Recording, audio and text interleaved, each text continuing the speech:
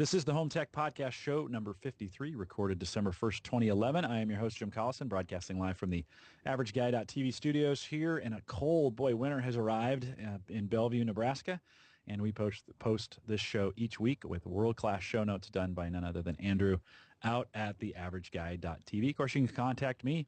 Send me an email, podcast@theaverageguy.tv, or track me down on Twitter. It's just at Jay Collison. You can also find us on Facebook or iTunes. Just search for The Average Guy Podcast. And please, if you're on iTunes, I've said this before, but if you're out on iTunes, drop us a little note in the comments. That always helps with the search rankings, and the more of those we have, the closer to the top we get. So any comments, positive, hopefully, are appreciated. We've also set up all the links you could ever need to automatically download the podcast every week. Chances are, if you're listening to this podcast, you already know how to do it, but we've made the links available to you for your iPhone, iPad, iPod, or any Android phone or tablet device. There are just icons for you to click on, and it automatically happens out at theaverageguy.tv. All right, with me tonight, of course, is the cast that is always with me each week. First is Andrew Morris, and Andrew, feels like I haven't talked to you in a while. How are you? I think it has been a while. It's almost 2 weeks. We've had the odd back and forward on Skype, and that's about it. Yeah, it's been, the holidays here, I think, in the U.S. kind of threw us off. I lost my brother. You guys, of course, don't get to celebrate Thanksgiving as we do here in the U.S., and that was the first time I took 4 days off in a while. And it was kind of nice to get away. We did try a show, and we tried a show on Friday, and Christian showed, and John Zadler showed, and I actually got kind of a headache in the middle of it, and I just said, guys, let's just not do this. So we missed you, Andrew, but yeah, I tried to get on, but we had stuff that we needed to get done, so. Yeah. Sorry for that. No sweat. No sweat. It's, those are holidays. They're meant for just goofing around and eating, at least here in the U.S., eating a lot of turkey and pumpkin pie. Speaking of pumpkin pie, I don't even know how to transition to that. Christian. What a segue. Yeah. You called me a pumpkin pie. Christian Johnson. Or a turkey. Christian is I should have used the turkey reference. That would have been better. Of course, Christian is all things behind bios-mods.com and an entrepreneur in every sense of the term. Christian, you got any businesses that you're starting this week? Any new gigs out there? As he looks around. I think I'm starting myself a nice pumpkin pie shop.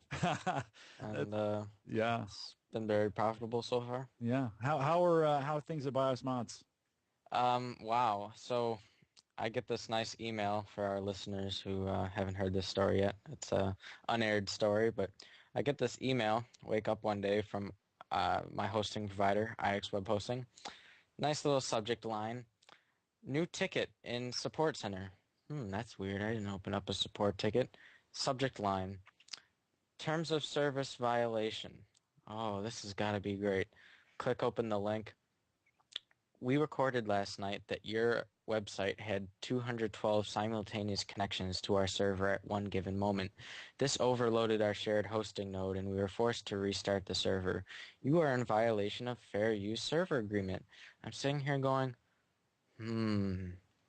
So I open up the advertisement on IX Web Hosting's homepage, and I look up my shared hosting plan. Yeah.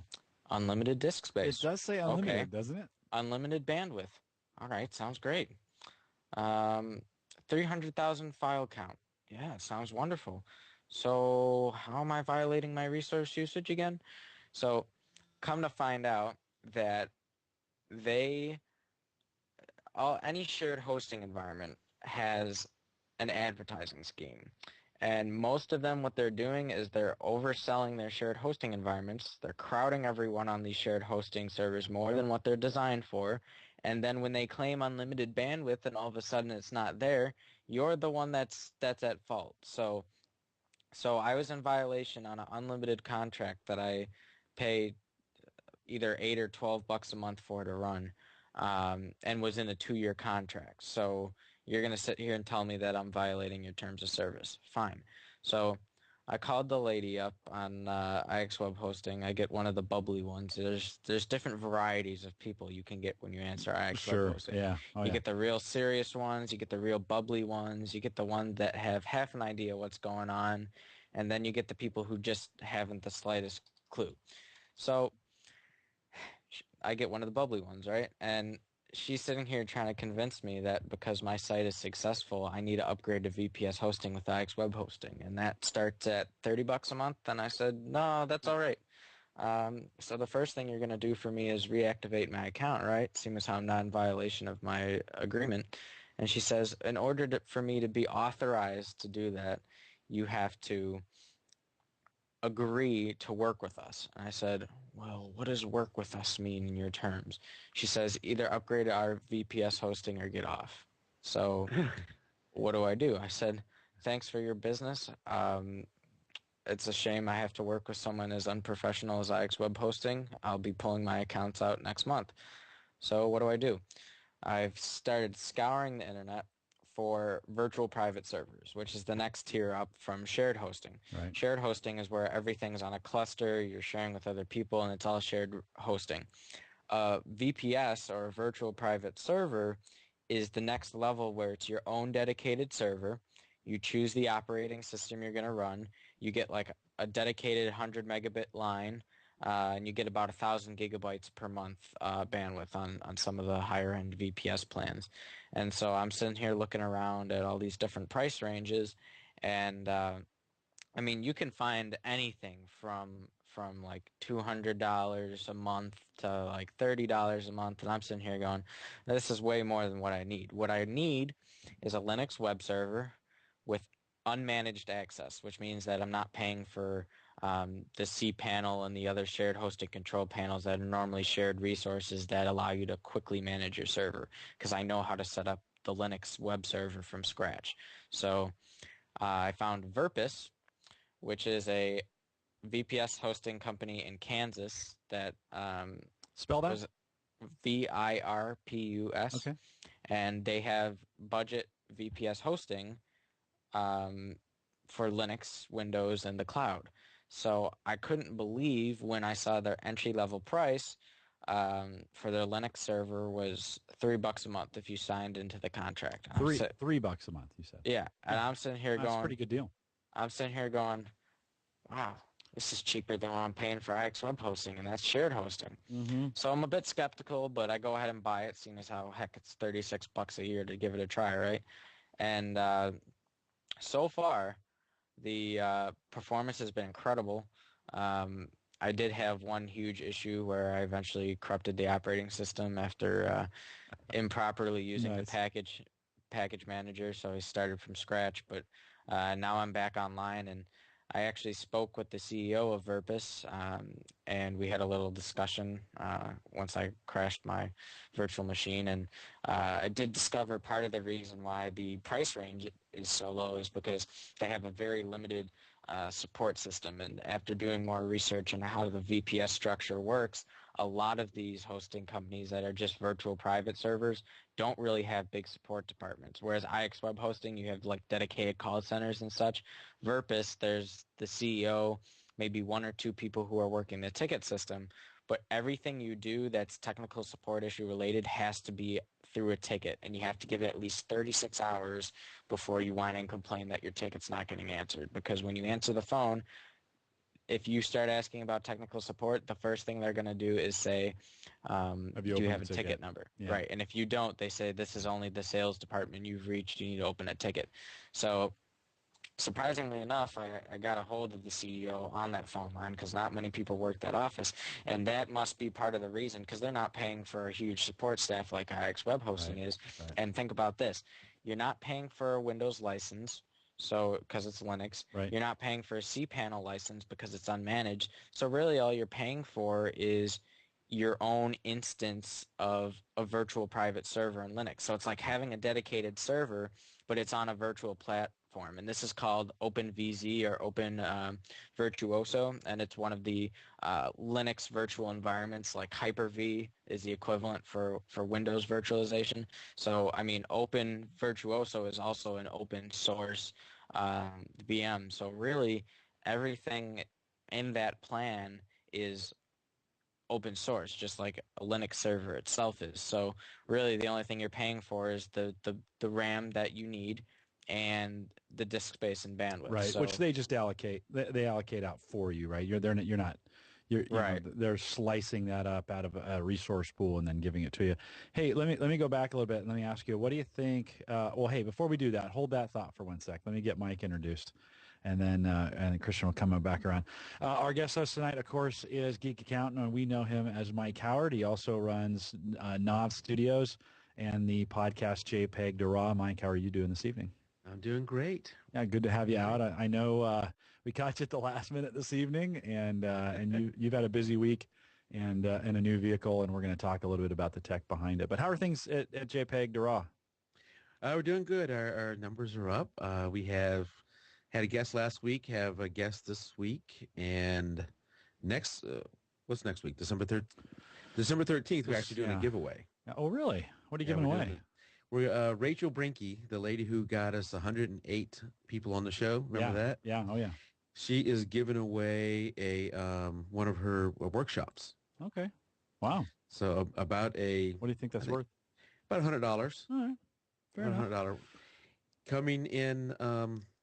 Coming in January, we have another guest coming on. I don't want to say who it is just yet, but they're going to be giving away a gift worth somewhere between $750 and $1,000. Nice. Wow, look at you. Very nice. So yeah, that's Tuesday nights, right? Tuesday nights, 7 or 8 Central? 8 Central? No, 8 Eastern. 8 Eastern, 7 Central. We may be pushing that back to 8:30 because I'm working on a third co-host. Me, right. Tim, and then if you watched the show, we had a lady on called Kathleen Bowie. She's on again last night. She's going to be on again next week. And I'm trying to convince her to be my another co-host. Nice. So we have a team of 3, modeled after you guys. Yeah, that's right. And so good stuff. Glad to hear it's going well. Novstudios.com, right? Yeah, the easiest thing to remember is just jpeg2raw.com. Will get you there too. Very good. All right. We'll have one thing you guys don't have, and that's a girl. I got to work on that. I do got to work on that. That would raise our Christian. Maybe when your sister's back in town, over the holidays, we'll have her come on and do a guest spot. Possible. She'd be pretty bored with us, though, wouldn't she? She's an English major. We could always revisit the Wives and Geeks as well. Oh, yeah, we haven't done that in a while. And actually, we could do that now that we've got this solid group of guest hosts that come in. The last time we did that, Andrew, it was you and me that did it. We ought to get Mike. Do you think your wife would come on for a podcast? No. Do you want some thinking music? No, I don't need any thinking music. She would not come on. Not even a chance, huh? Not even a chance. Bill's probably wouldn't either, and so who knows? Well, anyways. But that was a great show with y'all's wives. That was a great show. I enjoyed that. Thanks. Yeah, it was fun. We probably need to do it again. It's probably time to get Sarah on and get Michelle on as well. So, well, Christian, I cut you off for a second. I don't want to drag that story out too much longer, but I did want to ask you, what do you think caused the spike in traffic that sent? What you think it was just normal traffic volumes, or did some? I mean, it's been consistently just kind of piling slowly, and it's kind of sneaking What kind up. of numbers are you seeing again on a daily or a weekly basis? We're seeing right now about 3,300 unique IPs a day, and about, I want to say it's 70,000 something a month. Okay. And about 200,000 some page views a month, I think. So. Okay. Well, very cool. No, very cool. It's good. That's I'm still baffled. Baffled's not the right word. I guess still amazed at the amount of traffic you get for a BIOS. I mean, talk about a niche in a lot of ways. Nobody. Well, yeah, normal people aren't going to do that, but and the super geeks are probably the ones out there doing it. But I'm just surprised at the number that you get. But that's great. Good for you. You guys do a great service. Did you say 200,000 page views a month? Yeah, I'm checking what it is right now just to be That's sure. Slightly more than mine. And slightly more than the average guy.tv as well. Maybe we get that in 10 years. Yeah, I think if we added our two together and multiplied by 10, we might get there. That's right. And add the home server show in. Let's see what dear Google Analytics has to tell us. So let's see. Well, Christian, while you're looking that up, I did do an unusual post out at theaverageguy.tv last week. For the last 10 or so years, I've been perfecting the art of cooking turkey with bacon, and I call it bacon wrapped, and it's really not bacon wrapped. If you follow me on Google Plus at all, you did see a post that I put out there where that really was a bacon-wrapped turkey. Somebody had weaved, I mean, it had a nice weaving effect, but they had weaved the entire turkey. I mean, legs, everything was weaved and surrounded by bacon. That must have been 3 or 4 pounds of bacon. But you'd have to, in that, I cannot imagine the grease fire that would start on that one. But some folks had been asking me for the last couple of years, hey, how do you make that turkey? Because when you cook the turkey, the white meat always dries out. And I found if you take a pound of bacon and put it on top of the white meat and cook it in, it keeps that. It's like you never have to go out and baste it. You never have to add anything to it. It just keeps the white meat very moist and, of course, delicious because it's bacon, right? Everybody likes bacon. And so I posted that out. That's the oddest post I'll ever put on the averageguy.tv, but I thought about it for a while, and all my other blog, the fitness one, and I thought that probably wouldn't go over very well over there. So I threw it out there. You can check it out right now. It's the very top post, I think, out at theaverageguy.tv. Yeah, Jim, I do a fried turkey every Thanksgiving. Right, I actually right. usually do 3. And my wife was asking if I was going to do another one for Christmas, which I don't always do. But after seeing your post, I think I'm going to give that a try. Yeah, good. Yeah, that looked very good. Yeah, Christian, what? All right. So the numbers are. Oh, okay. Go. All right.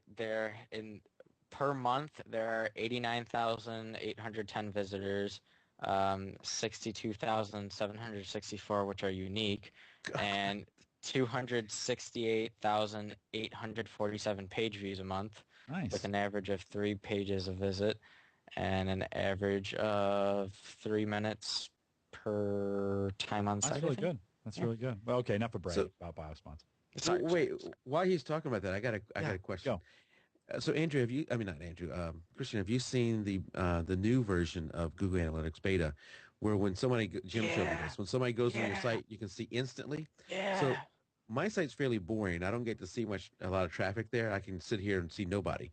But I got to imagine yours has got to be exciting to watch. So cool. It is so cool. It actually is exciting to watch. The heat map is always changing, and you're seeing this dynamic SEO stuff happening live. I mean, I have it open right now, and it changes frequently. It's pretty cool. So if you have a website and you're currently using Google Analytics to track it, if you're not, you should. It's just a little bit of code you paste in the site somewhere, and then it tracks it for you. And then click on the make the beta my new site, I think is what it is. This is what you're talking about. There are some real-time analytics available to you through Google Analytics, and it is really cool. Yeah, Christian, at some point we'll have to do some screen sharing, and I'll have to watch that. Watch that go. It is cool. I have done some, so it's both with this show and with Spartan Radio. I have, after I send a tweet out, I will watch I'll leave the Google Analytics real-time screen open and then send tweets and some other announcements. And it's interesting to watch in real time those people start coming in from either the Twitter, either the Twitterverse or the Facebook site, and you can kind of tell. You can tell where they're coming from and what site and the source. Yeah, it's also cool to watch the map of the world. Right. They're popping up on the world. Yeah. Christian, I imagine for you that would look like, thermonuclear war as all those little... looks like random atomic bombs, the little red circles all over the map. It's cool.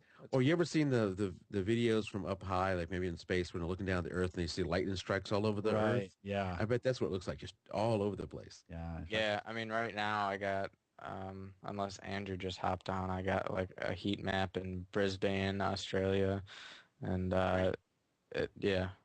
Brisbane. Yeah, Rennie's in Brisbane. I always get corrected on that. There's a lot in... See, I told you, we pronounce it Brisbane. See, it is Brisbane. Have you ever heard of that AMD CPU? No, but they pronounce it Brisbane there. And Rennie's saying it's not him, so it must be somebody else. I mean, clearly, if you're a geek, you would say Brisbane. Just saying. So there, Rennie. Take that. A non-Australian geek, that is.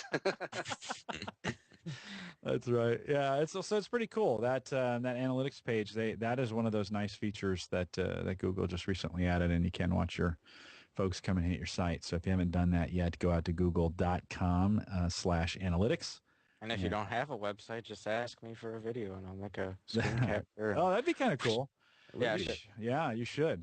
You should. I've had it where it's like it'll be real time of like 30+ people just going in and out on different pages, and it is just sweet. Yeah. So how many are on there right now, Christian? What's the right now number? 12 right now. Okay. That's pretty good. I'm lucky if I get one or two on there at a time. So mine's 0 right now. 13. Yeah, mine too.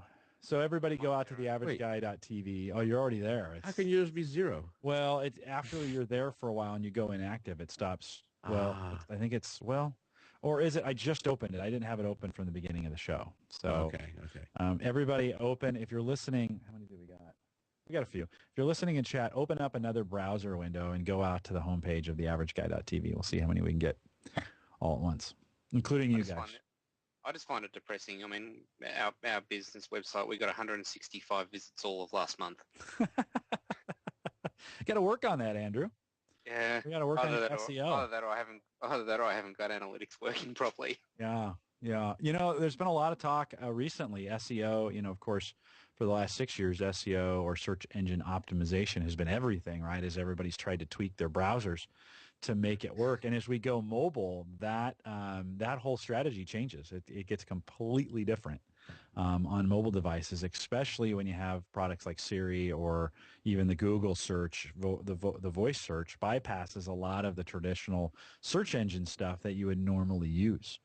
And so SEO, the way we know it, I'm not saying you got to go out and change it today, but the SEO, the way we knew it, is could be on its heels. Yeah, I think Christian, go ahead, Andrew. I was going to say, I think one of the advantages too is if you're tied into the social networks as well. Like the business that we're tracking actively on analytics has no links at all to Twitter or Facebook or anything like that. So I think that impacts our traffic a fair bit. Sure. Oops, back up to 16. Here we go. Mike, what were you going to say? Well, first, Jim, what is yours up to? Because I did open up a page. It says 0. Let me check. Am I? Oh, you know what? I'm sorry. Oh, darn it. Jim, I was at the wrong site. I was at the Rad Racing site. You have too many sites. I do. I do. Why are you looking that up? Jim says someone's looking at the Rich O'Neill tag right now. Christian, is that somebody going to sleep behind you? That's his dad. Making his weekly appearance. That's he's a weekly what would you call that? Stalker? No. That's a weekly listener. Yeah, so he makes his way in. Usually he dances for a few minutes behind Christian, and we see his hands, and then he stares into the screen, and then he sits on the bed. But it looks like has he laid down? I mean, is he? Oh yes. Okay. He's under covers and everything. All you can see is a hand. And Gary's on the show 2 weeks. He's on the 15th. So yeah, you are on in 2 weeks. See, he thought he wasn't scheduled, but you know. Yeah, no, he's scheduled for. In fact, I'm a little bit behind. So tell him December 15th. He's on the show. You're on the show. All right, good stuff. So I have 2 right now, is what it says. But I just flipped over to it. So everybody, refresh your browser on theaverageguy.tv and help me with I do have one source from Twitter, and somebody came in on the Rich O'Neill tag. I should be on the financial tech page if it shows you that. Yeah, I maybe refresh it, Mike, to see what it does. Anyways, if you're listening, you're like, God, what are these guys talking about? This is pretty cool. So if you haven't checked it out yet, get out to up there. It goes. I just maybe a bunch. I got 4 now. Very nice. Good job, guys. Good job. Okay, we talked turkey. And one of the things I wanted to ask you, Mike, of course, you for Black Friday, it really wasn't a Black Friday thing. And actually, about Black Friday, I want to make one observation. I'm going to ask you guys what you think or what you bought during the Black Friday, or if you bought anything. But I have an observation to make, and that for geeks, Black Friday is really just an excuse to buy stuff for ourselves, right? I mean, we don't use that to buy things for anybody else, right? We're out there shopping for ourselves, right? Right. Yeah. Hell yeah. Yeah, it's just kind of funny how that has become, how we do that. Mike, you got a new vehicle, but that's just because the other one kind of bit the dust, right? Yeah, the other one bit the dust on the way home. You know, she was a 1993 Toyota 4Runner with 225,000 miles on it. Yeah. And in her dying breath, she almost got me home and got me off to safety. So I was Well, sad to see her, 225 is a lot. I was sad to see her go. Yeah. Now you didn't try and did you try and you can part it, sell it, junk it? I traded it in. Oh, really? They took it. They took it without even seeing it. It's still at the place I had them working on it. Yeah. So they took it sight unseen. Okay. Wow. Wow. Wow. Then they knew, Yeah. but they knew, right? I mean, they I mean, I was honest with them. I told them I don't know exactly what's wrong. It's at the shop. Here's what happened. right. And I'm sure what they gave me was, taking into account what if they have to, piece it out or something Right. like that. So what'd you end up with? 2012 Toyota Tundra Crew Max, Nice. 5.7 liter V8. 4-door? How many liter V8? I'm sorry, what's that, Andrew? How many liter V8? 5.7. Nice. It is, Jim. It's the 4-door. The Crew Max is the big back end. It has a huge amount of leg room in the back. Pretty nice seating area for folks sitting in the back. Okay, but this isn't a car show. This is a tech show. So what kind of tech comes with a Toyota? You're gonna be somewhat disappointed because I had a choice between the Limited, which had more tech, Right? and Oh, we're losing you, Mike. Hold on one sec. We're losing your audio. Yeah, that's okay. It just sounded like maybe something was downloading. Say that again. We lost you back on the tech. I had a choice, and this choice was really my choice between for money because I'm only going to spend so much, and that is get the Limited version with higher tech but no 4-wheel drive, or the slightly reduced tech with 4-wheel drive. Bummer. And in case we get another one of those Snowmageddons over here, I'm going to need 4-wheel drive because there's times every 10 years or so where we get this massive 2-inch snowstorm, and and I need to be prepared for that. That's great. So you're going to use the, okay, I know why you did it, but you're going to use the 4-wheel drive maybe once every 10 years, right? Sure. You could use the tech every day. Yeah. I thought about that a long time, and I thought those few times I've used 4-wheel drive on my 4Runner, I thought I never want to be without this. And the tech in this is not bad. So Yeah. it does have a DVD nav system. Okay. It has an auxiliary port and a USB port, so I can hook up my Android phone to it. The one thing it didn't have that I would have liked to have had is the sonar cruise control. Oh, now what's that? You've seen a lot of new cars have those sonar things on the front and rear bumpers that give you a beeping when you're about to run into something. Sometimes they call it laser cruise control. What that is, you say you're going down the highway, you set your cruise control at 70, but all the time there's cars in front of you going at some different speed.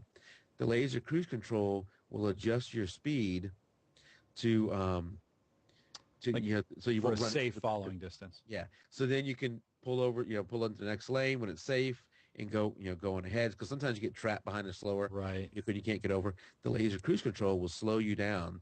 And I think on the Toyota models, which I was looking at, they have like a short distance, medium distance, long distance on how far back it'll start doing that. Wow. So I would like to have had that, but I didn't get it. But all the rest. Oh, you did. And yes, it was the TRD version, Andrew. Oh, you've got the TRD. Got the TRD, yes. I'm coming to visit. I got plenty of room for you. Just to drive your car.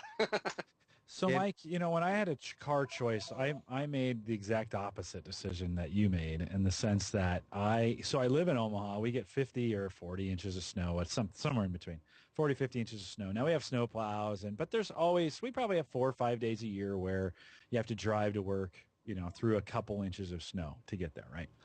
And here in Nebraska, you have to make that choice. Are you going to buy a 4-wheel drive? And we bought a Pacifica, a Chrysler Pacifica, that's all-wheel drive, just for that reason. But you kind of make that choice. Do I buy the 4-wheel drive for the 4 or 5 times a year that I actually need it?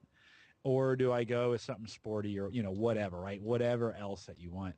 And I went the other way. I went with the hybrid, which is not great in the snow. It's not bad, but it's not great in the snow. And I kind of went for the fuel economy. I took my son down to Kansas City last weekend to drop him off at school for the whole week and a half that he's going to be there before Christmas break starts. That's the stupidest thing I ever heard. But I'm like, keep those kids until Christmas and then give them a bunch of time off. But anyways, I got 42 miles to the gallon on the way down to Kansas City, 80 miles an hour, 42 miles to the gallon. That's pretty nice. That is really nice, yes. So I won't get ananywhere near that.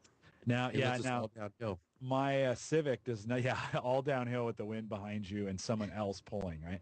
Yeah. The I don't have very, I have a aux in, an MP3 play, it'll play MP3 DVDs or CDs.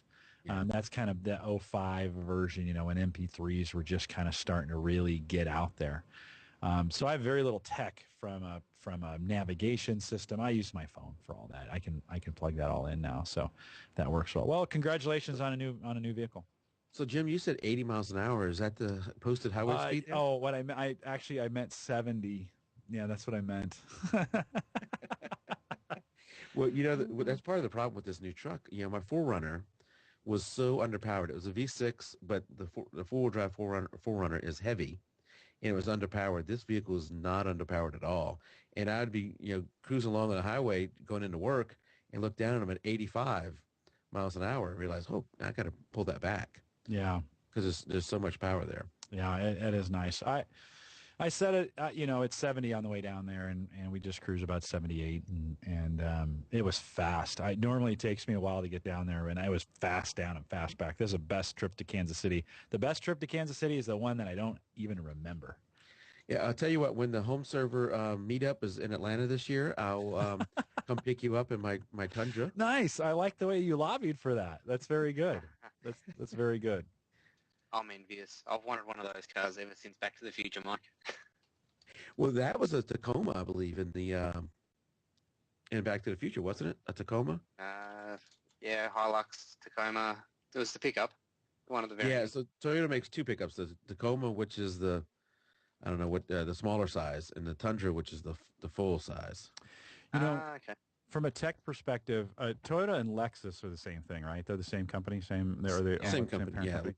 So we were looking at hiring a guy that actually worked for a firm that was trying to develop an OnStar. So they were trying to develop an OnStar-like system for Toyota. Because of course OnStar is a Chrysler GM product, or it's licensed to and now you can buy it and put it in any car. But originally it was I think specific to Chrysler and GM, and the product never made it off the ground, and the company that was building it eventually had to ditch it. And so today you don't have any kind of. Did they offer you any kind of OnStar-like capability in the car?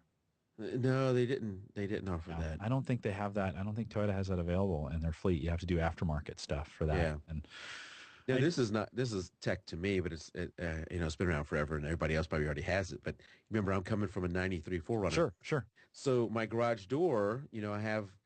And this will be funny for you. When I broke my first garage door opener, I went to Home Depot and bought a new garage door opener. When I got home, I clicked the little button, and sure enough, the garage door opened. I said, how cool is that?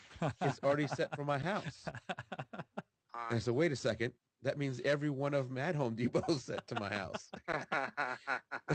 So I immediately changed the code on it. But, I've always had that little clicker.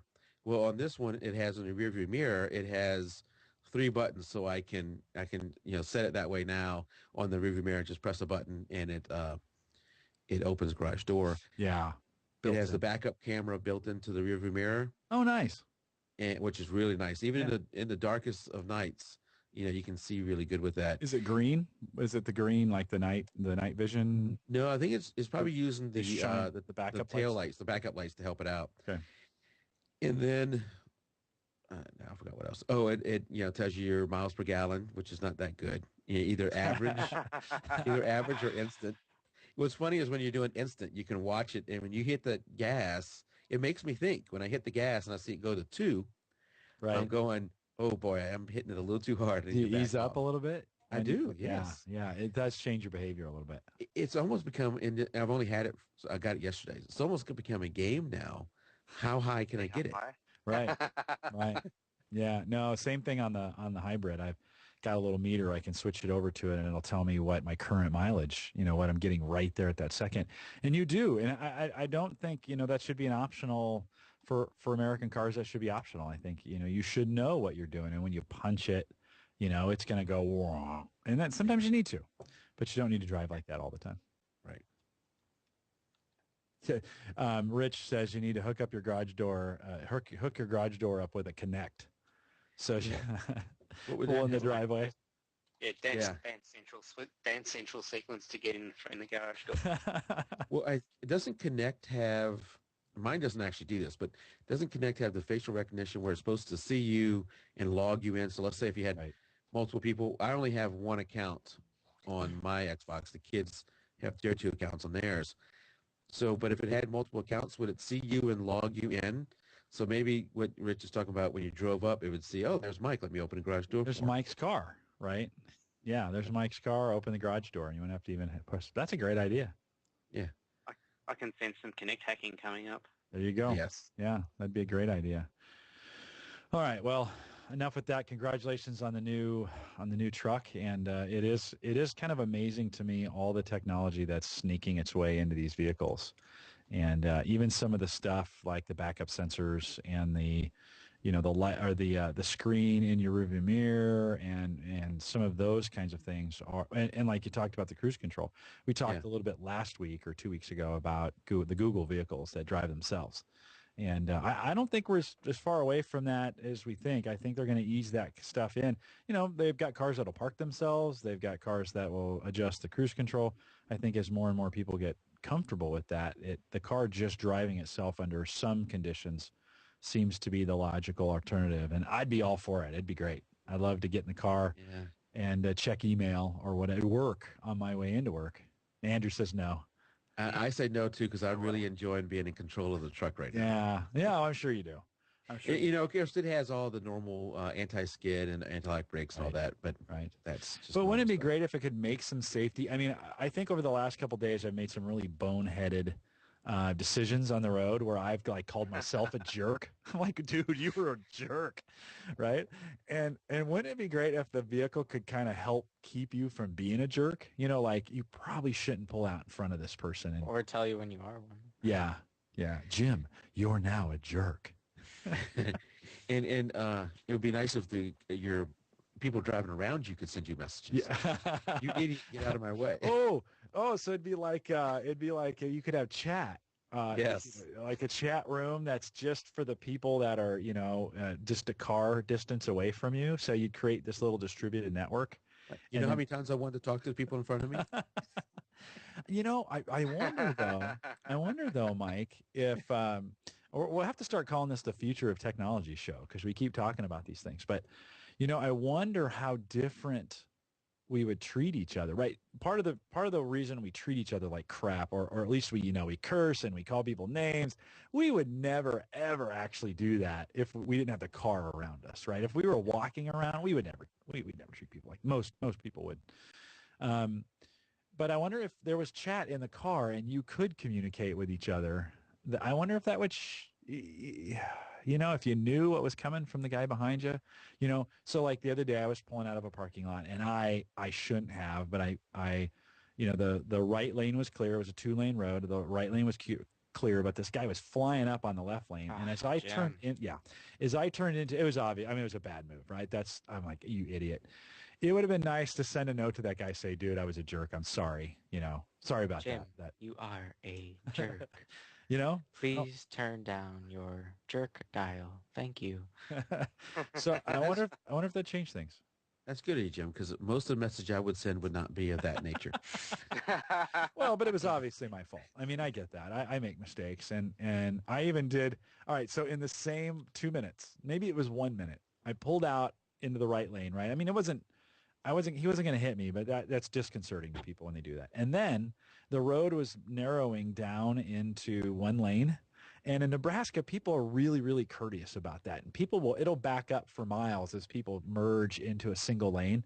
We don't have the California jerks that drive all the way to the end and then sneak their way in. Well, you know what I did? hate that. I drove all the way up to the end and stuck my way. I'd be sending you a message. Jim, your jerk meter has exceeded normal Oh my tolerances. God. I called myself a jerk. I'm like, you are, if I was the other driver, I would be so angry right now. You are Please such pull your car to the shoulder and reduce your jerkometer to acceptable levels. I should have pulled off to the side and beat myself up is what I should have done. A little bit. Yeah, for sure. All right. Well, some good stuff. Christian, let's jump over to your stuff. I know you wanted to talk a little bit of Linux, but don't go too far on that. I'm not going too far, I promise. Awesome. All right, you're up. Go. It actually goes back to Windows. So, Okay. all right. New Google interface. Has anyone seen it? Do they like it? Yeah, I saw it today. Yeah. I saw it today. I just started laughing because now Google wants every single one of my Google accounts to suddenly be part of Google Plus. So Right. Yeah. it's like, oh, now we want you. No, full-scale rollout of Google Plus to everything at this point. And I did go out and get the Average Guy Podcast Network on Google Plus as a branded account. Right after those things came out, there's kind of a land grab. So, all right. Although, you know what, Christian, at work today, I logged into Google and I got the new toolbar. And right now, I just logged in and I don't have it. Same account. I didn't see it for the Average Guy TV. I saw it only for my regular No, this is for my regular one. I had it for my regular one at work today, and now here back at home, I see the black toolbar again. So it may have changed its cookies. Oh, okay. Well, I'm not too worried about it. It does give you that little drop down when you hover over the Google Plus, and cleans up a little bit of real estate. All right, so my Linux to Windows story. If you download something on the internet that's tar.gz or .tar, what would you use in Windows to extract it? Answer. 7-zip. Okay. Okay. I give up. No, Okay, I mean Jim? not. I don't give up on your question. I just had that happen a while back, and I gave up. All right, so Jim loses. Andrew gets a 5 out of 10. Mike gets a 2 out of 10. All right, here's why. Oh man, he's All right. harsh. No, I'm just kidding.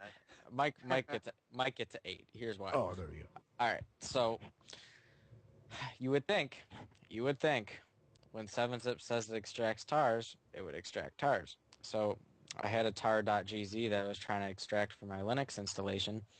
Every time I would extract it, a super compressed tar Linux archive has two components. The tar.gz is the super compressed file, and when you extract that, it extracts the regularly compressed file, and then when you extract that, you get the actual contents. So 7-zip had no problem extracting the .gz, and it never had a problem extracting .tar. So I'm sitting here clicking 7-zip, extracting tar. Archive is unreadable or corrupt. Well, why? And I'm kind of freaking out because this is the only backup that I have of my VPS before it got crashed. So all my files are in here and I can't open them. And so 3 hours later, after thinking the tar was corrupt and messing around with command line prompts to see if I could recover broken sectors that were never really broken, turns out that the only thing that would open it is WinRAR. So I'm sitting here thinking, A, the tar must have been created by WinRAR, and B, it's either truly a RAR file named as a tar file, or there was some strange encoding that WinRAR put when it compressed it that made 7-zip and every single other extraction utility I tried impossible to open it. So I'm interested to see now if other WinRAR files I have on my box are extractable by 7-zip and what kind of compression keeps it from being extractable.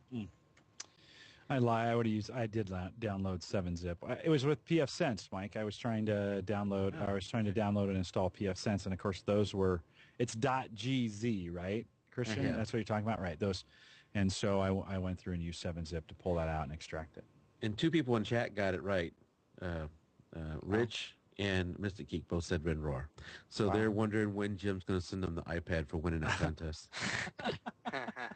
Yeah, I'll get right on that. It's in the mail actually already. Oh, great. I will have maybe a free copy of Windows Home Server 2011. How about that? No. Maybe he'll even throw in his HP box. Yeah, maybe. Oh, no. Oh, I didn't even talk about that. Shoot, we'll have to come back. All right, keep going, all right. Christian. Keep going. Wait, Okay. did you say Windows Home Server 2011 is what you're going to give away? I said quite possibly I would give away Windows. Yeah. Can't you get that for free anyway? Well, the version I get, I can't give away for free. That's part of it. And did I hear the words new HP box? I do have a new HP box. Oh my! You see, he never learns. He never learns. All right, if you're listening, so I just hard. cringed. Try so hard. Try so Come on, hard. Christian. What, Andrew? Come on, See- Christian. Deep breath. You would think when HP pulls out of the hardware building process, people would get it, but We'll talk about that shortly. What else you got for us in Christian's? All right, so deal of the week. This is kind of a I'm reporting, you're deciding. Tiger Direct for $30 has a Creative Labs Fatality gaming headset with the mic and everything.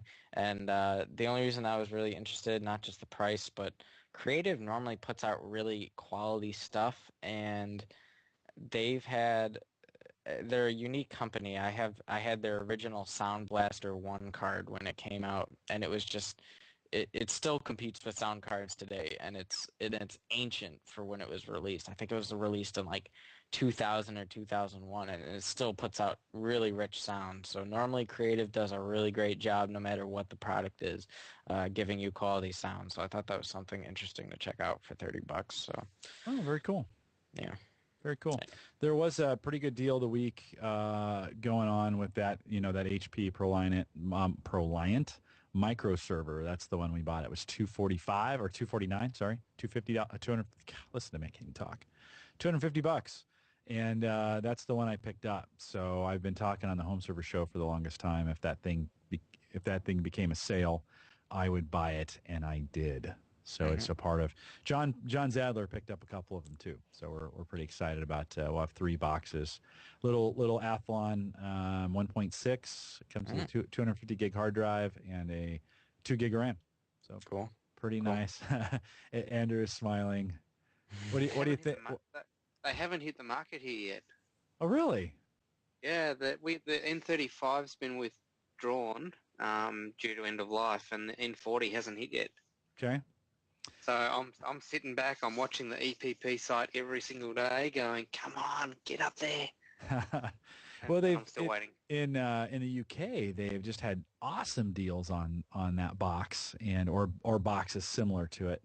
And I have just been railing on HP to bring the price down here in the U.S. and pick those up. And so Newegg had that shell shocker on Monday, and so I just couldn't. Well, I thought about it, and I put it in my because I had just bought the Lenovo Q180, which is a little HTPC 6 inches by 6 inches by 2 inches or 1.5 inches or something like that. Really small micro form factor computer for some other Windows Home Server 2011 work that I'm going to do with the Drobo. And so I just bought that. And then this MicroServer came up, and I gotta be a hypocrite if I don't buy it. So I did. And do you have a link for that? What are you going to use it for? It's a home server. So it's going to be the MicroServer or the Lenovo. Either one. Yeah, both will become Windows 2011 home servers, Mike, for testing. Okay, 'cause you mentioned earlier pfSense. I was wondering if you were going to use one of them for that. No, I've got a box that I've already got all put together for pfSense, and then I just ran out of time, and I haven't gotten back to it. I understand that. The PC I bought is still sitting over there in pieces. I haven't. I know. Last year at this time, I had seems like I had all kinds of time to do this kind of stuff, and this year it's just been too busy. Well, you with several shows a week, I don't know how you're going to find time to do it. But for me, just with one show a week, I'm like, as soon as the show ends, I need to produce the show and then start on this so I can make the transition, because I don't want to make the transition too close to showtime and then be messed up. Right. Yeah. Well, I hear you. It's been busy. So hopefully both will come in here next week and get a chance to put some things together. I have been looking for some new hardware. My version 1 box is aging, and so it'll be good to switch that thing over. And so if you'd been out recently, if you'd been out to the averageguy.tv, I'd had a post going to kind of find that box, and I ended up Tinkerer Guy or Paul Barron Brerin, there it is, Paul Brerin, had kind of talked me into that box and gave me a special deal on it. So $350 for that Lenovo, that was my price from the Black Friday special, and a special login at Lenovo. So $350 for that. It's a Atom D2700, so the newest Atom series from Intel. It's 2 cores, 4 threads. Pretty nice little DDR3 RAM, 4 gig of RAM in it, and a 250 gig hard drive. It's all set and ready to go. Will come in. I'll strip Windows 7 off of it. Actually, I'll back it up to the home my version 1 home server, strip Windows off of it, put the home server software on it, pair it up to the Drobo via USB 3, and away we go. So I'm pretty excited about that. Got some work to do and some posts for that. All right, Christian, I cut you off again. What else do you have for us? All right, and to close with the tech tip of the week, in case you're still not feeling the Windows 8 interface and you want to mount virtual ISOs among other formats, including floppy images and IMG files and even tar files and other such compressed, archived, or image type files, WinCDEMU is open source free goodness for Windows that has a really efficient virtual CD driver, so it'll mount the virtual disk you have or the virtual archive, whatever, and make it available in disk form for quick copying and pasting. So it's a great little app if you're launching CDs and you save CDs directly to your hard drive and ISO and you want to run them. Very cool. So that's a sysprog software. And thus closes Christian's Corner. Andrew, what do you got for us? What would you like to? Got anything hot out there before I move it over to Mike? His solar panels. Yeah, solar panels. Yeah, it's a good day for power down here in Melbourne. Nice and sunny, nice and bright. It is. It's a cracking day out here today. Always good in Melbourne. One of the things that did pass the desk in the last couple of days was if you haven't got the new Google search view yet, you can bring it on pretty quickly in Chrome by editing the Google cookie. So for those who haven't seen the new Google interface, Jim was talking about it before, you get total integration now back into Google Plus and the rest of the Google portfolio. But up in the left-hand side of your browser screen, you get Google with a drop-down arrow, and when you hover over it, you can then get, I think it's HTML5, you get a drop-down menu that shows you all the various Google applications that your profile's got associated with it. So kind of cool. I'll throw that in the show notes. It's an extension for Chrome that allows you to edit the cookie and then bring the interface to you a little bit sooner than you might otherwise get. Very cool. I didn't see that menu as being earth-shattering. I mean, it was nice, a little bit better than the black bar that was up there. I messed with it today. It's nice. I mean, it's an improvement because you drop it down and then you can, if you go to other, it opens up another, window of all some of the other stuff that you have. So nice change, but I at least for me, I could wait for it. But this is out at Lifehacker, the instructions to do that, and we'll post that in the show notes. Yeah, and it's a pretty easy one to do. You just drop a little extension into Chrome and it comes up. Yeah, I just find it kind of odd. I was assuming they were doing this account by account, and like I said, my account here at home is not. Let me see. Let me go to another computer and see if that. Yeah, on both computers here at the house, I got it at work, but I didn't get it here. And ironically, let's see, did I get it in Internet Explorer at work? Huh, I have to think about that. I don't think it's come to the non-Google browser yet, from what I can tell. So it must have been on. I haven't been able to get it to work on Chrome on Firefox or Internet Explorer yet. Yeah, I'm on Chrome here, and it's not working. Mike, did you need to say something? No. Oh, okay. I just have a cold, so every once in a while I have mute and off the mic. That's okay. Yeah. Well, that's odd that I had it before, because if it's not, then I was on my laptop at work, and it must have been on Chrome. I use Chrome all the time, so interesting. Yeah. Some good stuff. Anything else? No, we've got a few things that we've sort of postponed over the last few weeks. So we might just hold them off again. Okay. Sounds good.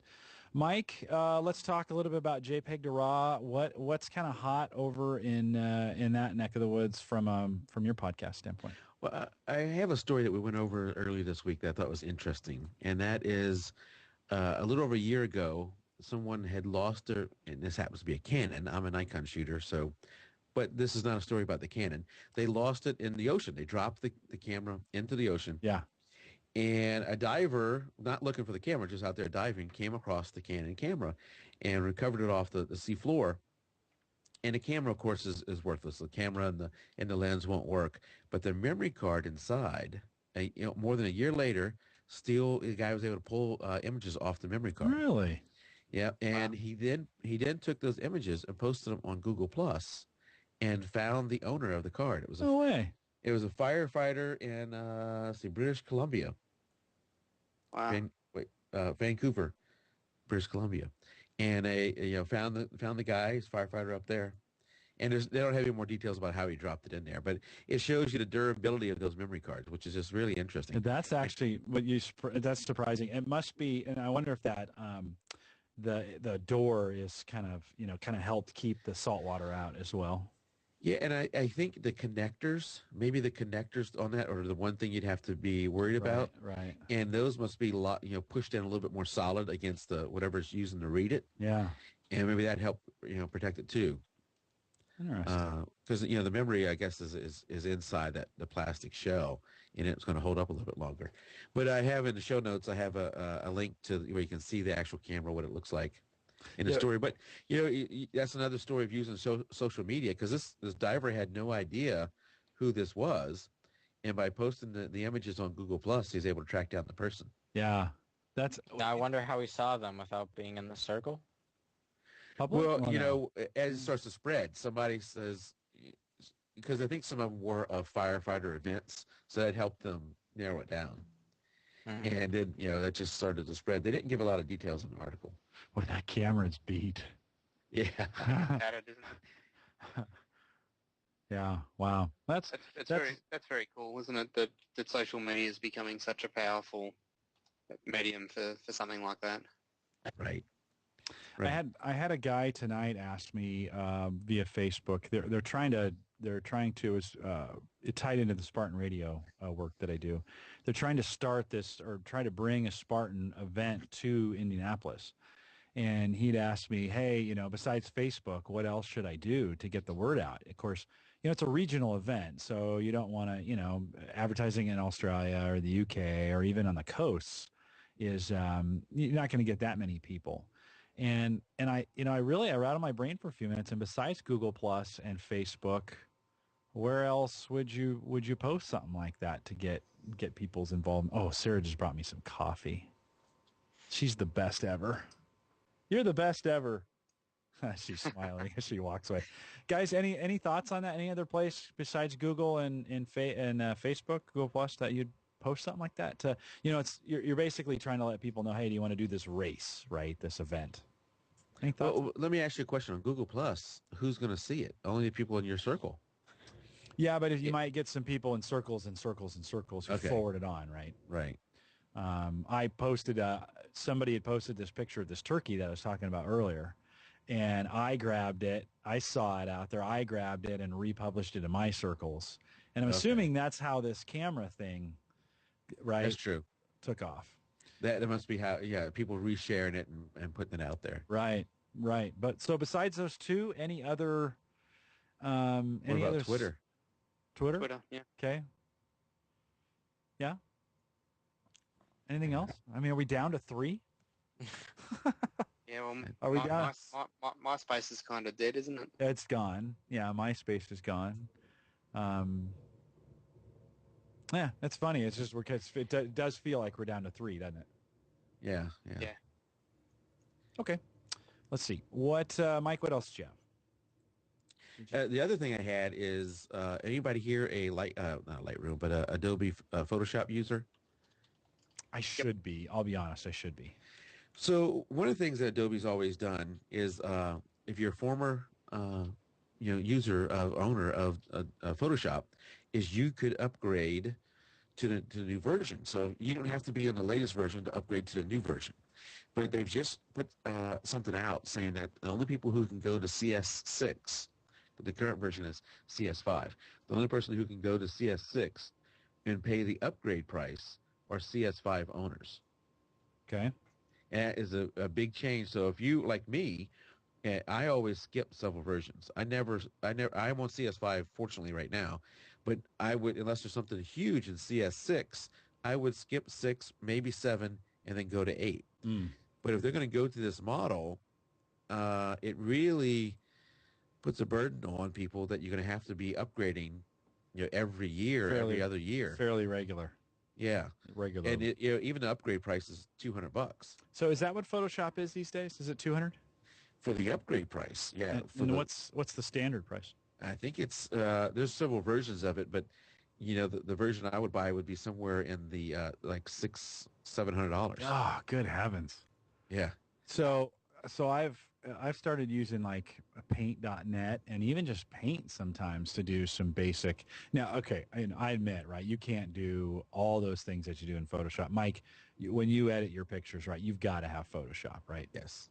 Well, I do most of my stuff in Lightroom, so I could, and that's another thing. So now I'm doing 90% of my work in Lightroom, and I do need it for that 10%. But the problem is now I'm going to be paying a lot more money to keep maintaining that 10%. Right. But you have to pay for every upgrade. If you're gonna, I would never want to skip several versions now and now have to buy a full version, because when I mentioned $600-700, that's the low end price. Yeah. That's not the full version of everything. Now you gotta love Adobe. Do they ever run specials on that? I know they were running, like, weren't you advertising a $99 Lightroom? Yeah, special? Lightroom. I don't see too many on Photoshop though. Okay. Yeah, they know they got people. Yeah. I mean, that is the Kleenex of photo editing, isn't it?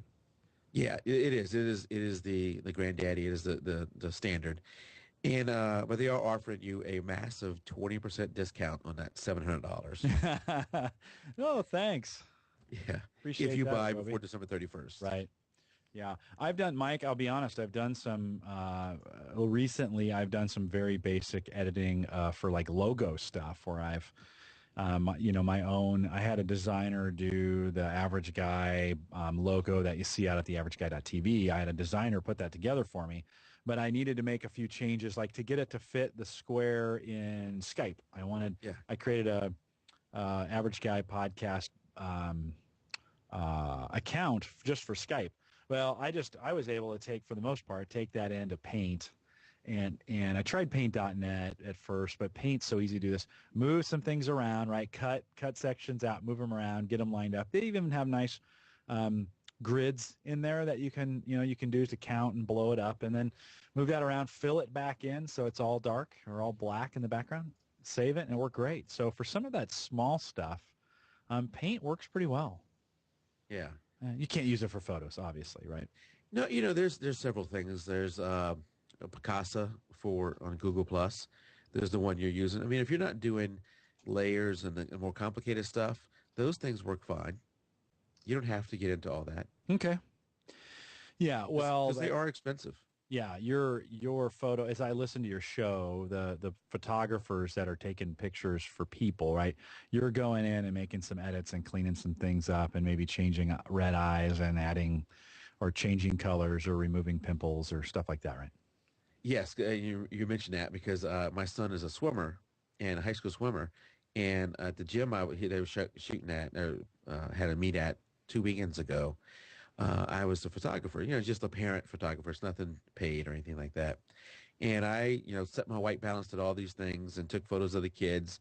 And then, of course, they're teenagers. And when I got home, the vast majority of them had pimples. And I can, in Photoshop, just, bloop, bloop, bloop, bloop, get pimples out, nothing flat. So I did that to everybody. And I don't know if they really saw the pimple removal, but the next week they said how great they were because they always get, green color cast and everything like that in the photos when they go to that gym and take photos. And so, any kind of color cast is fairly easy to deal with if you use, if you set your white balance correctly. Telling the camera what is basically white and gray. Right. And so this past weekend, I was not the shooter, although they asked me to do it along with the regular parent. And I was helping train them and show them how to do it on the camera. But the thing is, after I showed them how to do it, oh, that's too complicated. I don't want to do that. I'm not going to edit these later anyway. Right. They're just So going to I think, dump them, right? yeah, the average user is just going to take whatever spits out of the camera and post it. Right. Yeah, which is too bad. I mean, especially if you have a nice camera. It is. If you're going to go buy a DSLR, they really require, especially if you're shooting in RAW, then they're probably shooting a JPEG. But to get the best quality out of it, it does require a little bit of post processing and Right. editing. Now, Andrew, see, you're Nikon, right, Mike? I am. And Andrew, what do you shoot in? Definitely Canon. Okay, you're a Canon guy. Yeah. Yeah, I switched from Olympus to Canon back in the film days, and I've got not a significant, but I've got a reasonable investment in Canon lenses, so I stayed with the Canon system. And do you guys have like street dance fights, between Canon and Sometimes it's close. I mean, we know Nikon's better, so why fight? Why fight about it? Is that what you're saying? Yeah, why fight about Well, that's it. Why would you argue with something you know is a superior product? Yeah. it? Well, thanks for agreeing to that. You guys Canon, yeah. on the live stream, Andrew is to your left, and Mike is to your right. So you guys could punch each other on the other way. No, other way. Oh, other way. Yeah, there you go. You could equally I gotta argue wait for that the delay. doesn't know what the right's doing. Yeah. Get arrested, Mike. What's he talking about? Did I don't know. Did Andrew, do you own Photoshop then as well? Yeah, I've got Photoshop and Lightroom. So I get them under corporate licensing. So. And what's the difference between Photoshop and Lightroom? Lightroom's a workflow manager with, I guess, limited editing functionality, whereas Photoshop's the full-blown editing suite.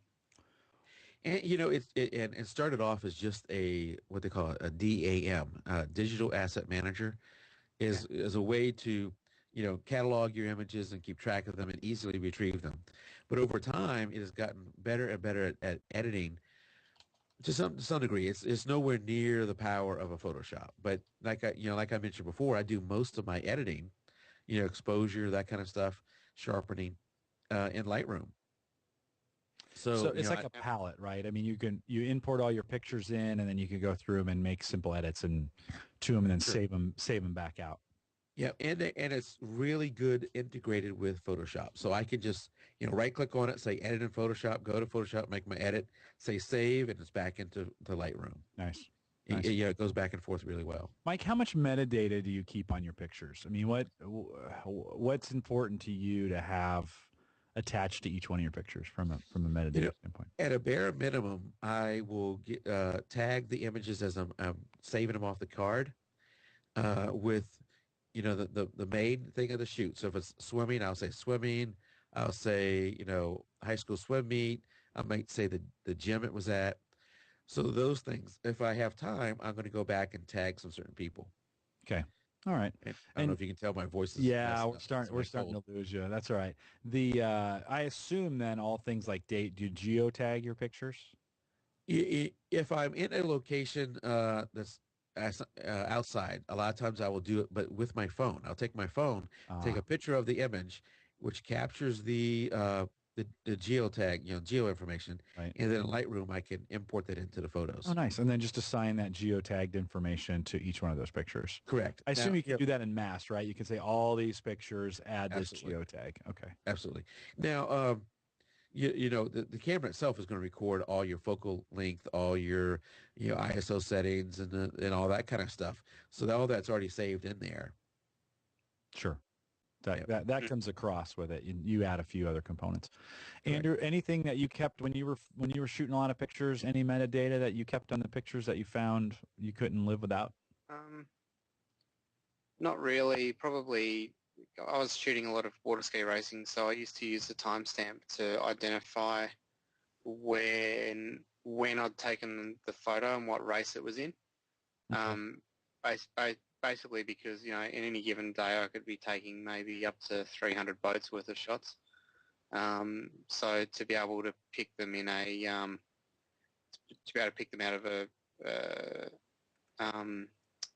what do they call it? Out of the race book, was kind of handy to be able to do it. So I used to jot down the time the start of the race was, and then I'd reference it back. Okay. location and the like. I used to put that into the metadata myself, but Now, Andrew, do yeah, you use Lightroom? yeah, I do use Lightroom. Have you ever I used the smart collections? I have, but I don't get a lot of benefit out of it myself because I'm not taking enough photos anymore to Okay. to really maximize it. Well, here's where the You know what? geek and the photographer and me meet together, because what smart collections are is when you bring in your photos, you can put them into a collection. You can say, here's all my sports photos. Here's all my photos from this wedding or however you want to organize them. But you have to manually add them into there. Well, a smart collection is you set the smart collection up in Lightroom and tell it what photos go into this. So I can say any photo taken with this lens, put it into this collection. So I have collection hierarchies that say lenses. Then underneath that has each lens that I own. And then I have ISO and I have shutter speed. I have, aperture and all that, all these different smart collections. So automatically, whenever I take a photo, I bring a photo into Lightroom, it automatically gets added to correct smart collections. So I could go back and if I want to see all the images I took with a certain lens or at a certain ISO or focal length or anything like that, I can easily go back in Lightroom and pull those out. So those, Mike, those collections are just basically views then, right? Of just smart views of each of the They are metadata, right? It just kind of groups some metadata tags together for you. absolutely because Yeah. Lightroom is really just a database. So it's Right. yeah, you're storing the image one time, and then Lightroom will create a database entry for it, and you could actually even your adjustments are not being made to the actual image. It's just information added to the image Right. because Right. all of the adjustments you're making are non-destructive to that image. Sure. They're buried or they're coded in the image themselves, or are they outside the image? Uh, that's a good question. I don't know that Okay. answer. That's interesting. You think of it as a picture, but it really is just a file, right? With a bunch of instructions on how to display it on the computer. Just digital data. And that metadata lives in the file tag or in the file header. A lot of that information lives in the file header. And a lot of folks, for the average user, if you just have a regular picture and you just right click on it and go to the properties, there's, I don't know, a handful, 10, 15 tags that you can add yourself. Right there. You don't need any kind of fancy photo editor. You can add your own tags in there and do it right at the Windows level. Yeah. And actually there's a free, right? If you can use, there's an Office. Let me pull that up real quick. There's an Office. Well, you can use the Windows Photo Gallery to pull those in, and that comes as part of Windows Essentials. And that's a pretty nice basic if you want to store your music. That would be something else. Your photo collection, you can use. We talked about that a year ago back on the show, and not a bad way to store your collection if you're not a Right. professional. And that metadata can be very useful. Often somebody will say, all my photos are blurry. Why is this? And I'll say, well, what shutter speed did you have? And they go, how can I tell? I've already taken the image. I don't know. So, well, it's recorded in there, so you can just look it up. If you're shooting you may not know what is a good shutter speed, but at least the data is there and you can tell me what it is, and I can tell you whether that's good or not. You kind of learn from it. Yeah. So, well, guys, our time is about up here. We've gone just a smidge over. I did want to circle back around to one question. Unless, Mike, did you have anything else to add on the photo stuff? Yeah, that's good. Okay, perfect. Folks can get all the photo stuff they've ever wanted to hear on Tuesday nights, 7 Central, 8 Eastern. Did I get that right? Or is it the other way around? Is it 8, 9?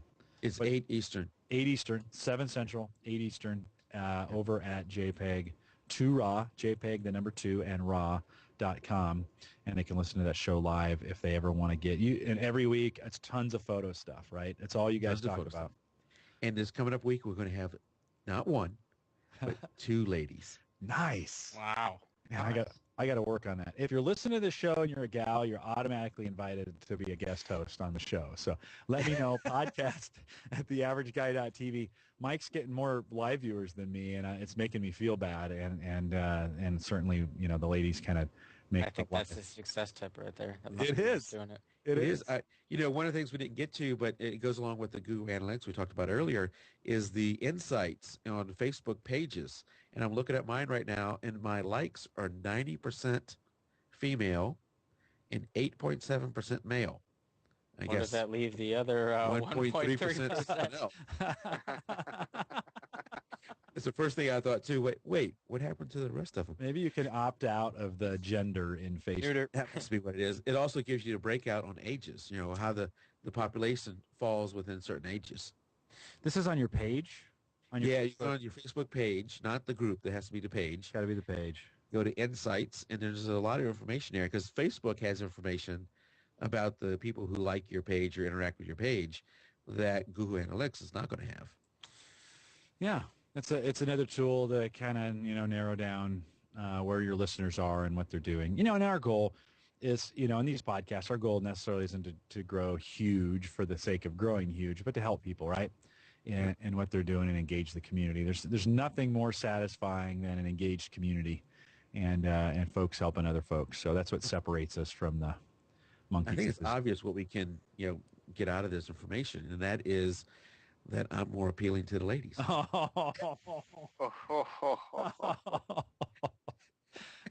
harsh. That is awesome. Nice job. Good form, Mike Howard. Good form. I like that. Well, you're probably right. I'm just saying. Yeah, don't burst that bubble. You're right. You're absolutely. Let's do that right. All right. I started this in the very beginning of the show, and then I moved on. We talked about your truck. Mike, did you get any Black Friday deals? I besides your truck. not. Okay. No. Nothing for you, Christian. Any Black Friday deals? Did you go out and buy anything? Not even Cyber Monday. Really? Yeah. Why not?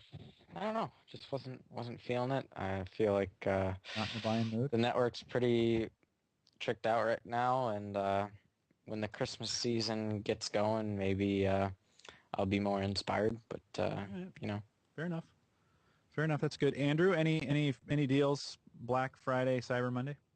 Well, no, we don't have Black Friday, Cyber Monday. In Australia, but so. they don't run. You can't. They don't run those simultaneous with the U.S. Nah. Really? No. Thanksgiving's only observed out here by people who were expats. I would think any opportunity to run a sale, whether that's so, wouldn't you? in Australia or the UK, I would think if the United States was running deals, they would say, "Oh, hey, look, it's a U.S. holiday. Let's run a sale." But no deal, huh?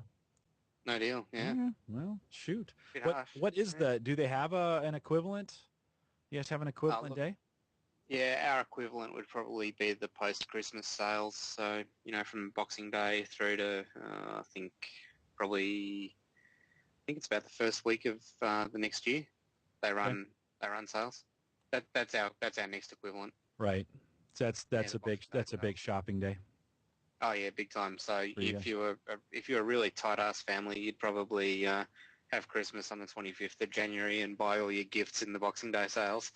Okay, so this might sound really tight, but I'm going to say it anyway. So I always had this idea, and I could never get my family to buy off on it. And I told them this. I said, look, let's celebrate Christmas like on the 5th of January. And we'll do that so that, because everything goes on sale, right? And I can get you twice as much stuff if we so just think about this. Christmas with twice as much stuff, but you have to wait till January 5th, right? Yeah. Nobody would ever do that. I was like, they don't believe you on it twice as much. I am the guy who canceled Halloween. So you're probably. I think it's a trick to cancel Christmas. You're probably right, Mike. Jim is Scrooge. You're right. They're probably like, if we don't take it on the 25th, he might just conveniently forget about it. But that was especially in the early days when I was in college, and I was in the military first and had a couple of kids, and then I got out and went to school full time in college. So a little different than most people do it. But in those days, we were just dirt poor. And so I was trying to do everything I could to get just as many deals as I could. And so I told Sarah, like, hey, let's just, the kids, and she just couldn't. Like, no, they're not going to do it. No, we're going to do it on the 25th. That's what we're going to do. So I eyed all these sales after Christmas sales. So Andrew, do you got your eye on any tech gadgets at this point that you're kind of hoping something will? I know you spent. I've got a few things coming up that I'm keeping an eye out for. I sort of want to consolidate the IT equipment that sits in the entertainment unit. So I want to probably get a reasonable powered HTPC that can replace a laptop, an Xbox Classic, and provide PVR functionality. Okay. Because currently we can't record anything. Okay. Aside from that, yeah, keeping my eye out for a N40L microserver. Yes. That's the price is right on one of them. I need one. I can't wait till mine gets here. I'm pretty pumped. Well, and yes, Christian, it is an HP. What are we going to do? Yeah, look, the previous model was really nice. I built a couple for friends, and they perform exceptionally well. So the next one can only perform better. Yeah. Well, I'm excited to get this one, and I'll be doing some reviews and kicking that around. It will be. It is the MicroServer will become my next. I hope will become my next version 2 or Windows Home Server 2011 box. And so I'll get that set up and do some testing on it, and then start migrating my data across the box. I have my current Windows Home Server is a Celeron 900 or something ridiculous like that probably uses 4 or 5 more times power than the current, the new box that I just bought. I mean, it's got to be kind of a hog, you think? Yeah, the one that I built that I actually put a kilowatt meter on at full noise with 2 terabyte disks in it was drawing 33 watts. Oh, that's nice. Yeah. Yeah. So they're a really good thing to have just sitting turned on all the time. Yeah. Yeah, good stuff. Well, I'm sure we'll talk about it quite a bit, both over at the Home Server Show and homeservershow.com. We do that Wednesday evenings, 8 o'clock Central, 9 p.m. Eastern. There'll be some coverage over there, and we'll talk about it. I hope by next week, by next Thursday, I have at least one of the 2 boxes in, and we'll talk about that before. So, Andrew and Christian, thanks again for joining us each week. And Mike, great to have you on the show as always. You'll be back around on January 12th or something like that. So mark that on your calendar. And I will. And hopefully, actually, that will be CES, or it'll be close to CES coverage. So we'll be doing some coverage of the Consumer Electronics Show out of Vegas. Dave is going to go. I'm going to stay this time, and we're going to try and do a around-the-clock coverage of CES with him on the ground and me running kind of the web stuff. So you're not going at all? No, I got tickets to go, and just with everything that's going on this year. Oh, you can mail me the tickets, man. No, I'm right here. Here's my address. You're really going to fly to Vegas for a week, Christian, in this school? Just include the license that proves I'm Jim Collison, I'd give you my business card, and you could go, but you're going to have to miss a whole week of school. Well, you're going to cover for me, right? Oh, yeah, like I could do that. Don't you want to go back to high school, Jim? No. Maybe college, but not high school. So, yeah, so I couldn't, it was just one of those expenses at this point. I didn't want to, Vegas is not as cheap as you think it is.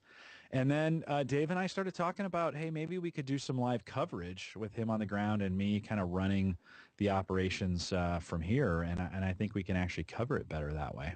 I bet you can. I'm glad I didn't book flights, Jim. Yeah, yeah, me too.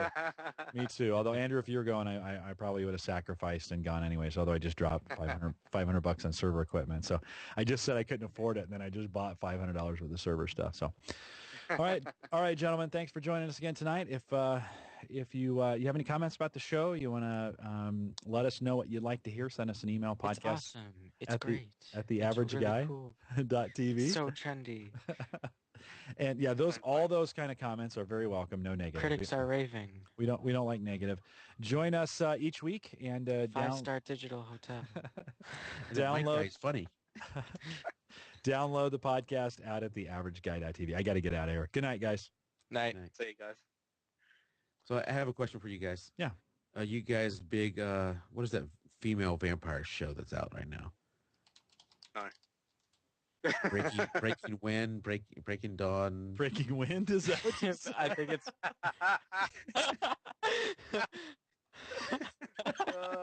That's an outtake. I have no idea. What is that vampire werewolf movie that's no guy, whatever. Twilight.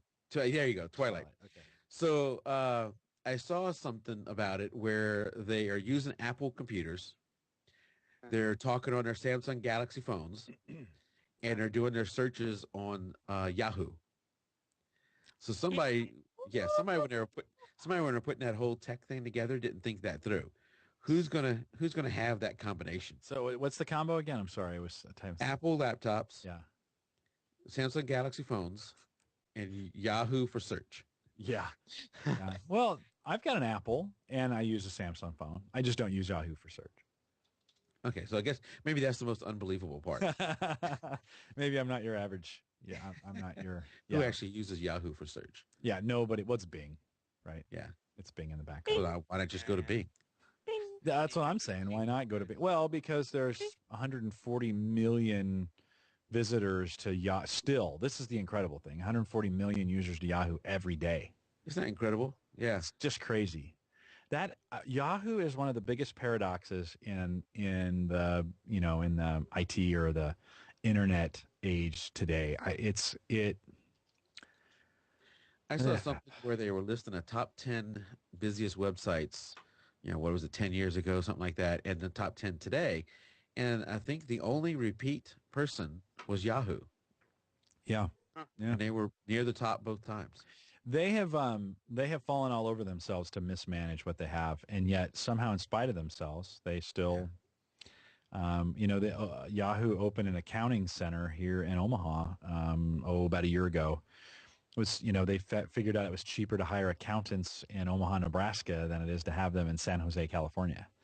And so they let a bunch of them go and said, "Oh, you can move to Omaha." I mean, can you imagine being in San Jose and saying, your job is moving to Omaha, Nebraska? Who wants to live there? Yeah, no, nobody. So not even me. So the just saying, the weather is atrocious here, but yeah, but somehow, in spite of themselves, they continue. They make some money. I mean, they're not totally out of it, but it's just one of those companies that. I mean, and look how far AOL fell when they, when we talked about MySpace, of course they're gone. Well, if you move to Atlanta, I'll give you a ride. You want something even more interesting? Guess what the cover of Wired magazine this month is? Which company owns the internet? You each get one guess. Which company owns the internet? Yes. So it must be something we wouldn't have guessed. So this is not obvious. So it's probably not Google. I'm going to say, because I can't guess Apple. That's just against my religion. Jim? I'm going to say Microsoft. Okay, Jim? It's the internet. What's the question? Facebook. Oh, that's What a good is it guess. then? Facebook's a Mr. good Morris? Facebook. Well, I missed the question. Sorry. Oh, who owns the internet? Which company owns the internet?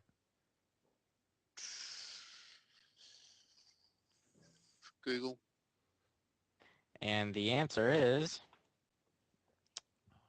Hey, give me like 30 seconds, all right? Man, Amazon. That is that's a great answer. Yeah. Yeah. Well, yeah. And it's true because a lot of people don't realize all these companies that are really popular that are owned by Amazon. Right. All these different, I have a list of stuff, but like if you look at the bottom of pages, you'll see like an Amazon company and you're like, wait, what? And they're like big companies too.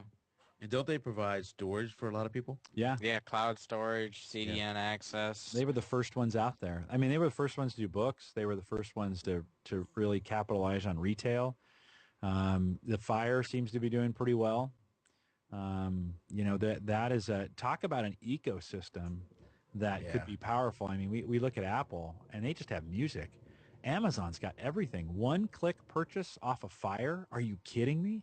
Yeah, you know what that Fire device is? All it is just a remote cash register for them. Yeah, it's a selling machine. Yeah, right. I mean, so imagine, imagine the one click, right? But you could just, and it's tied to Prime, so shipping's free on just about everything that you buy. You could blow all your money even faster, and blow some money that you don't even have. Yes. Yeah, they should get into the credit card business. All right, guys, I got to run. All right, Christian. Say, Christian. Good talking to you, man. PayPal would Have a good night. PayPal would be a pretty close second, wouldn't it? Who? PayPal. PayPal. I don't know, Andrew.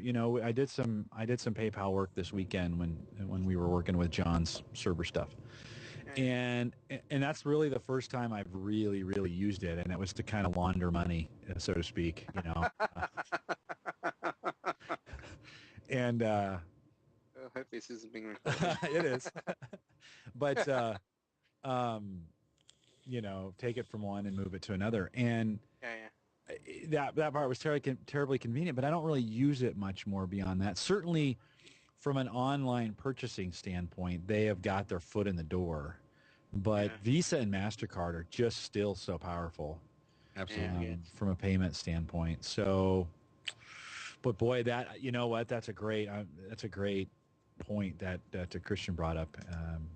Amazon is kicking, and I get, you know, I sit outside, I sit in an office, and right outside of it is our floor admin, and she gets all the mail and stuff. And there's 2 or 3 Amazon boxes a day being delivered to folks at work that are buying Christmas stuff or whatever. Yeah. See, we don't see it out here. You don't see Amazon? No, not hugely. A lot of stuff that's available through Amazon we can't get sent to Australia. Huh. You know, for example, that microphone, I can't get that microphone sent to Australia. Really? You know, the HP stuff that you forwarded onto me, they wouldn't send to Australia because of it looks too much like a missile. No, like or worse. This was just a cover for the touchpad. Yeah, right. You know, $20 worth of nylon and felt. Right. Yeah. You know what else is something is that Christian, a young guy, had an actual paper magazine. Yeah, I bet his dad gets it. Yeah. That's probably true. It's scary. Yeah. Yeah. I'm sure. I didn't even think Wired existed in paper form anymore. I thought they were all online, but yeah, I didn't think so either. Is Brian still in chat? I don't think anybody is. I think it's just us. Yeah, they did drop out. They'd had enough. They're like, screw these guys, are going too long. I don't blame them. I pulled. So Mike, we've put you behind tonight, right? You had planned on doing your show. You don't feel guilty because I'm behind on other, you know, I'm just way behind and it's my fault. So I did make some progress last night on the home server show because, you know, my thing is if I don't get done, I don't watch it, but I kind of had it off to the side while I was working on it. So I did make some progress. That's good. Yeah. I had this cold and I just have not been in a mood to do much. Right. Yeah. No, I'm with you. I had to stop my video several times so I can blow my nose. Yeah, your voice is going too. It must be tickling down there. Yeah. I'll be honest, last week I was so glad. I mean, I did Spartan on Tuesday and home server show on Wednesday, but by the time Thursday came around and then Friday, and Christian wanted to do the show, and by the time I got it started, I was just like, I don't really want to do this. And that's the first time I had really not wanted to podcast in a while. Yeah. And it was Christian, John, and I said, guys, it's a holiday. Let's just call this quits. And we had a show a lot, you know, with the in-studio guests, and I can't say it was our best. It definitely wasn't our best. The Tuesday before Thanksgiving? No, we did it Friday, just like you. Oh, yeah. Yeah, it's tough. I won't do that again. It's take the time off. It's like, you know, doing it over Christmas weekend. You know, sounds good on paper. It does. You know, I had all these grand plans of we'll do this show. You know, I have my mom here. We can come in here. We can sit in here and have a little conversation. It'll be a nice little conversation. This chaos in the house because of all the people we had over. Oh, yeah. Getting her to come down here was hard. My sister had bought a new computer with the built-in. It was a monitor with a computer built-in, touchscreen. Oh, yeah. Right, so, like a Media Smart Touch. Yes, I was setting that up for her, and they had brought their old PC down, and I was putting in an SSD, more RAM, and a better video. So I was working these two things, trying to get it done Friday so they could leave on Saturday. And so in the middle of that, I just had everything needs to stop. I got to do the podcast. Yeah. I also wanted to take several of the girls, have them come down and do some sound stuff for me. Oh, yeah. That never worked out. Oh, yeah, that's tough. I got to find some random girls now to bring down in my basement.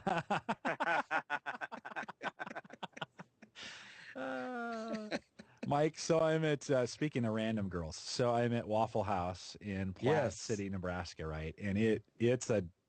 Wait, Nebraska? No, Platte City, Missouri. Sorry. Okay, because we don't have any units in Nebraska. It's pretty close. I mean, it's now. Yeah. So it's Missouri, right outside of Kansas City. And there's actually three, on my way to my son's college, there's three different Waffle Houses. There's one in St. Joe, Missouri, and then Platte City, and then not far from his college, actually. And I was like, I wow. think we just took those back from the franchisee, by the way. Well, yeah, the cook, I was talking to the cook, and he had seemed to think that the owner had wanted to get to unload him at some point. He'd been on some hard times, and the store wasn't bad. It was, it could have, there's some spots where it could have been better, but When were you there? What time of day? it was in the evening. And it was Sunday night, and I was the only one. Right, I got there, and I was the only one there. And so great, I got great service, and I like the way so it's me and three waitresses and the cook. Yeah. And so I got great service. I mean, they're like, whatever, I'd look up and they'd be like, what do you need? Yeah.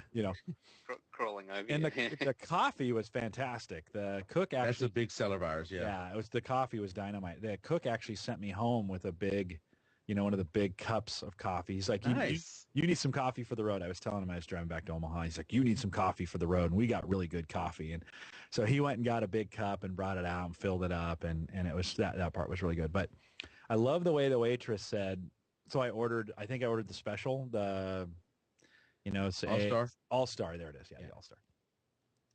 But they have and then this big family came in and they ordered all this different stuff. And so is there a special store name for the various products, waffle half red with, she was calling out these terms that, that weren't on the menu kind of thing.